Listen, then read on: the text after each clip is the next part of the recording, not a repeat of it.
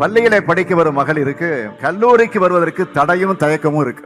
அந்த தடையை உடைப்பதற்காகத்தான் இந்த புதுமை பெண் திட்டத்தை நாம் உருவாக்கி இருக்கிறோம். ரொம்ப நடுத்தரமான குடும்பம், அவ்வளோவா எங்களுக்கு ஒன்றும் இன்கம் வராதுங்க சார். இப்போ இது கொடுக்கறதுனால ஒரு நல்ல பெனிஃபிட் அடையுது. நோட்டு, பென்னு, ஒரு ட்ரெஸ்ஸு கூட சரி நான் போய் இப்போ அம்மா அப்பா கிட்ட கேட்கணும்னு இல்லை சார், நானே எடுத்துக்கிறேன். இப்போ ஒரு சேவிங்ஸ்னா கூட நாங்கள் அதை சேவ் பண்ணி வச்சிருந்தா ஃபியூச்சரில் எங்களுக்கு ரொம்ப யூஸ்ஃபுல்லாக இருக்கும் சார். நாங்கள் அதை வச்சு ஒரு செமஸ்டர் ஃபீஸும் கட்டியிருக்கோம். அப்பா மட்டும் நான் இப்போ கேட்கறது கிடையாது. அப்பா கூலி வேலை தான் செய்கிறாங்க. என்னோட யூனிஃபார்மு, என்னுடைய ஃபீஸு எல்லாமே இந்த 1000 ரூபாயில் நான் சேர்த்து வச்சு ஃபீஸ் கட்டிப்பேன். சேர்த்து வச்சு என்னுடைய பொருளையும் நானே வாங்கிப்பேன், எங்கள் அப்பா அம்மா கிட்ட போகாம. அப்பா கூலி வேலை பார்க்குறாரு. எனக்கு மாதம் 1000 ரூபாய் கிடைக்குது புதுமை பெண் திட்டத்தினால. புக்கு, நோட்டு, யூனிஃபார்மு அதேமாரி தேவையானதெல்லாம் வாங்கிப்பேன். வருஷத்துக்கு 12,000. இப்போ ஃபீஸ் கட்டுறதுக்கு எனக்கு ரொம்ப யூஸ்ஃபுல்லாக இருக்குது. மாதம் 1000 ரூபாய் கொடுக்கறதுனால எங்கள் வீட்டு செலவு கொஞ்சம் கொஞ்சமாக குறையுது. கொஞ்சம் கஷ்டம் இல்லாமல் இருக்குது. அப்பா டிரைவராக இருக்காருண்ணா. வீட்டில் போய் யார்ட்டி காசுலாம் கேட்க தேவையில்ல. எனக்கு என்ன வேணுமோ எல்லாம் நானே வாங்கிக்கிறேன். ஃபீஸ் கட்டலாம். இந்த பணம் கிடைக்கிறதால இது மட்டும் இல்லாத இன்னும் மேலே படிக்கணும், நிறைய சேர்த்து வச்சு படிக்கணும் அப்படின்னு சொல்லிட்டு ஹையர் ஸ்டடீஸ் எல்லாம் போகணும்னு இருக்குன்னு. இப்போ செமஸ்டர் ஃபீஸ் கட்டணும்னா கட்டுறதுக்கு கொஞ்சம் யூஸ்ஃபுல்லாக இருக்குது சார். பேரண்ட்ஸை டிபெண்ட் பண்ணி இல்லாமல் நாங்களே கட்டுறதுக்கு ரொம்ப யூஸ்ஃபுல்லாக இருக்குது. அப்பா ஃபார்மர், ரொம்ப ஏழைப்பட்ட குடும்பம். நாங்கள் படிப்புக்கு நானே அப்பா அம்மாவை எதிர்பார்க்காம வாங்கிக்கிற எதாக இருந்தாலும் ஃபீஸ் கட்டவும் யூஸ்ஃபுல்லாக இருக்குது. நோட்டு வாங்கறதா இருந்தாலும், பென் வாங்கறதா இருந்தாலும் அம்மா அப்பாவை எதிர்பார்க்கறதா இல்லை. ஃபேமிலி ரன் பண்ண முடியாமல் இருக்கிறவங்களுக்கு இந்த தொகை வர்றதுனால கொஞ்சம் யூஸ்ஃபுல்லாக இருக்கும். ரொம்ப யூஸ்ஃபுல்லாக இருக்குது என் ஃபேமிலிக்கு. நானும் பாப்பா அம்மா தான், அப்பா இல்லை. ஸோ என் மம்மி கஷ்டப்படுத்தாம எனக்கு முடிஞ்ச அளவுக்கு நான் என்னோட திங்ஸ் மட்டும் நான் வாங்கிக்கிறேன். ஸோ அவங்களுக்கு எந்த ஒரு தொந்தரவும் கொடுக்காம நான் இருக்கேன். என்னோட சிஸ்டருக்கும் எனக்கும் ரொம்ப ஃபியூச்சர்ஸ்க்கு ஹெல்ப்ஃபுல்லாக இருக்கும்.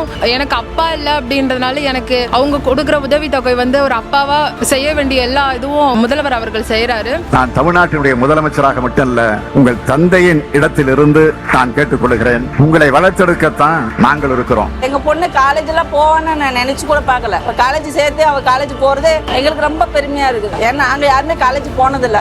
என் பொண்ணு காலேஜ் போறது எனக்கு ரொம்ப சந்தோஷமா இருக்கு. அது அவரால் தான். படிக்க வைக்க காசு இல்லையே, அந்த கலக்கம் பெற்றோருக்கு இருக்கக்கூடாது. இதனால் அரசுக்கு எத்தனை கூட இழப்பு என்பதை நான் இங்கு பேச மாட்டேன். இதன் மூலமாக எத்தனை லட்சம் பெண்கள் சிறப்படைகிறார்கள் என்பதுதான் நம்முடைய லட்சியம். புதுமை பெண் திட்டம் மூலமா 9.83 லட்சம் மாணவிகள் பயனடைஞ்சிருக்காங்க. 2022, 2023 ஆண்டுகள்ல உயர்கல்வி மாணவர் சேர்க்கை 34% அதிகமாயிருக்கு. அதுவே கல்லூரி நிறுவனங்கள் வாரியா பார்த்தோம்னா இந்த திட்ட பயனாளிகள் 45% பேர் அரசு கல்லூரிகள்லையும், 28% பேர் தனியார் கல்லூரிகள்லையும், 22% பேர் அரசு உதவி பெறும் கல்லூரிகள்லையும் படிக்கிறாங்க.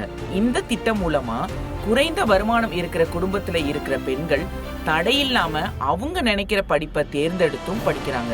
பள்ளியுடன் படிப்பை நிறுத்திவிடும் பெண்ணுக்கு 1000 ரூபாய் கிடைப்பதால் கல்லூரிக்கு நுழைகிறார்கள். இதன் மூலமாக தமிழ்நாட்டினுடைய கல்வி வளர்ச்சி அதிகமாகும், படித்தவர் எண்ணிக்கை அதிகமாகும், அறிவுத்திறன் கூடும், திறமைசாலிகள் அதிகமாக உருவாகுவார்கள், பாலின சமத்துவம் ஏற்படும், குழந்தை திருமணங்கள் குறையும், பெண்கள் அதிகாரம் பெறுவார்கள், ஒவ்வொரு பெண்ணும் சொந்த காலில் நிற்பார்கள், யாருடைய தயவையும் அவர்கள் எதிர்பார்க்க மாட்டார்கள், எதிர்பார்க்க வேண்டாம், எந்த கொடுமையும் இழிவையும் அவர்கள் சகித்துக் கொண்டு அடங்கி போக வேண்டாம். நான் தமிழ்நாட்டினுடைய முதலமைச்சராக மட்டுமல்ல, உங்கள் தந்தையின் இடத்திலிருந்து நான் கேட்டுக்கொள்கிறேன்.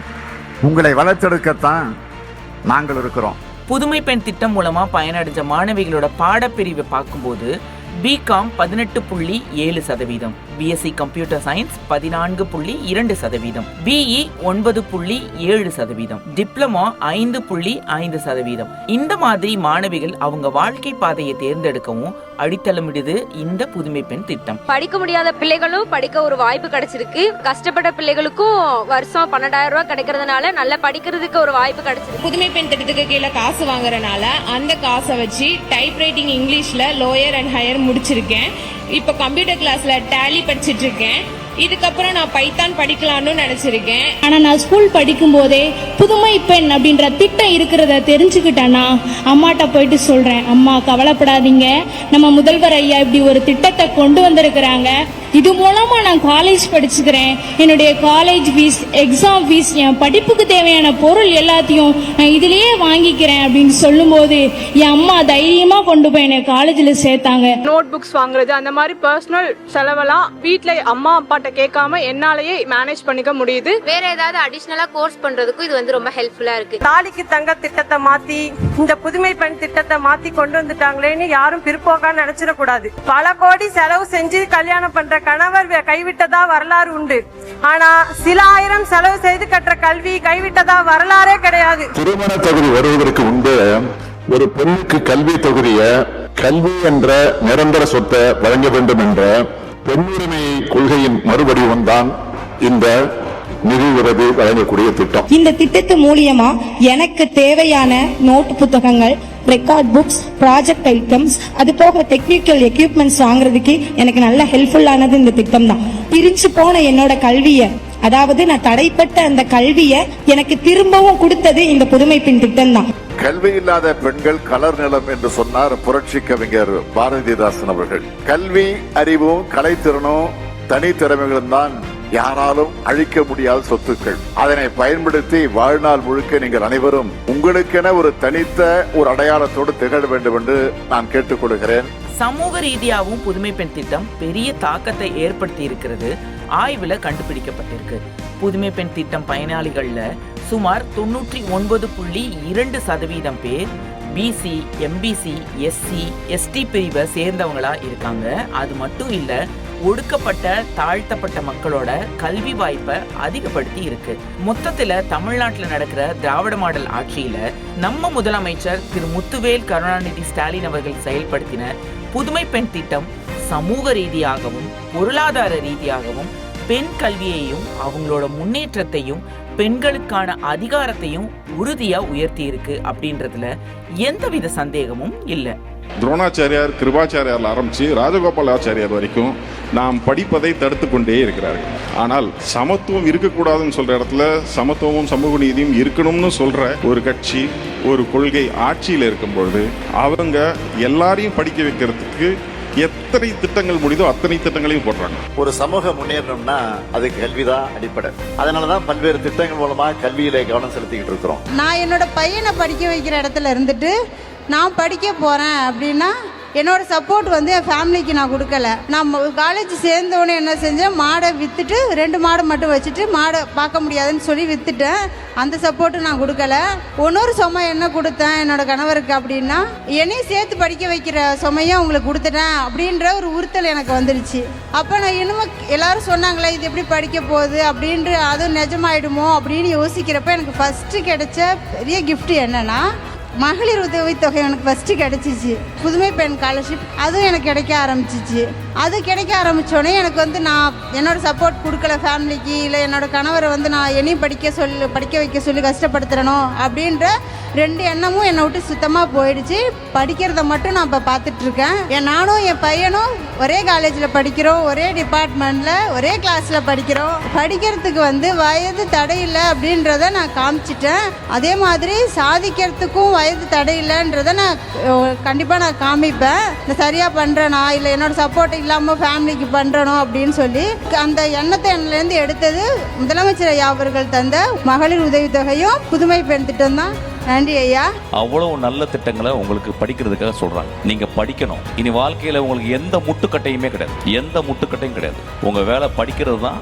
உங்களுக்காக எல்லா செலவையும் எல்லா பொறுப்புகளையும் உங்கள் தாய் தந்தை போல முதல்வர் ஐயா உங்களை பார்த்துக்கிறாரு. படிப்புக்கு தேவையான நோட்டு, புக்கு எல்லாத்தையுமே இந்த ஸ்கீம் மூலமா வர காசுனால என்னாலே வாங்கிக்க முடியுது. நான் யாரையும் போய் கையேந்தி எனக்கு காசு தாங்க, இது மாதிரி நோட்டு வாங்கணும், புக்கு வாங்கணும்னு கேட்க வேண்டிய அவசியம் இல்லை. என்னோட மிகப்பெரிய ஆசையே, நான் மேக்ஸ் டிபார்ட்மெண்ட் எடுத்திருக்கேன். மேக்ஸ் டீச்சர் ஆகணுன்றதான் என்னோட மிகப்பெரிய ஆசையே. இந்த டீச்சர் ஆகணும்னு ஆசைப்பட்டீங்களா? Maths teacher. மேத்ஸ் டீச்சர் வாங்க, உங்களுக்கு ஒரு பரிசு கொடுக்க போறேன்.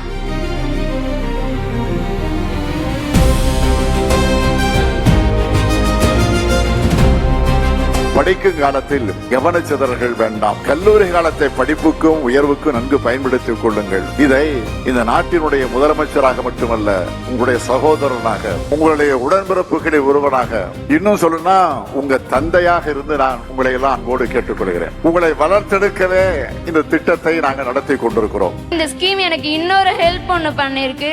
லைஃப்ல எல்லாரும் சொல்லுவாங்க அப்பா அம்மாவை எந்த இடத்துலயும் தலைகுனியா விடக்கூடாதுன்னு. நான் நிறைய இடத்துல என் அப்பா அம்மா கஷ்டப்படுறத கண்ணிலேயே பார்த்துட்டேன். எங்க அம்மாவுக்கு காது கேட்காது, அதனால எல்லாரும் சொல்லுவாங்க காது கேட்காதுல்ல, எதுக்கு உன் பிள்ளையெல்லாம் படிக்க வச்சுட்டு இருக்க, இது இப்படிதான் அப்படிதான் வயசான காலத்துல இப்படிதான் பண்ணும் அப்படின்னு சொல்லுவாங்க. இதெல்லாம் எப்படியாவது மாத்தணுமே அப்படின்றதுக்காக இந்த ஸ்கீம் மூலியமா தினம் மாசம் மாசம் வர அந்த காசுல 100 ரூபாய் சேர்த்து வச்சு என் அம்மாவுக்கு நான் போன மாசம் ஒரு மிஷின் வாங்கி கொடுத்தேன்.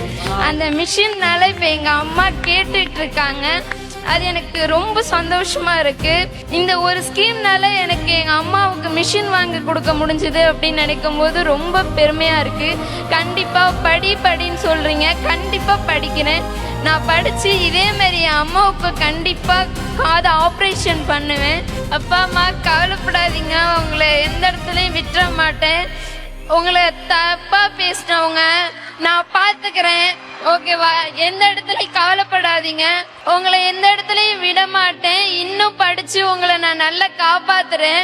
எங்க அம்மாவை நிறைய பேர் ஹெல்ப் பண்ணி நான் பார்த்துருக்கேன்.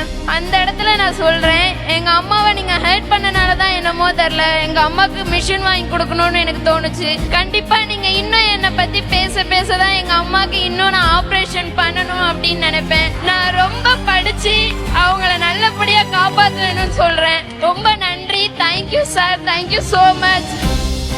உங்களுடைய படிப்புக்கு மட்டுமல்ல, எந்த தடை வந்தாலும் அதை நான் உடைப்பேன்.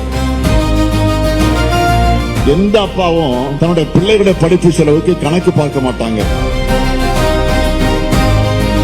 அப்படித்தான் உயர்கல்விக்கான திட்டங்களாக எந்த நெருக்கடி இருந்தாலும் அதை நிறைவேற்றியே தீர்வேன். கல்வி இல்லாத பெண்கள் கலநலம் என்றார் புரட்சி கவிஞர் பாரதிதாசன். உயர்கல்வி பெறாத பெண்களே தமிழ்நாட்டில் இல்ல என்ற நிலையை உருவாக்காமல் நான் ஓய மாட்டேன்.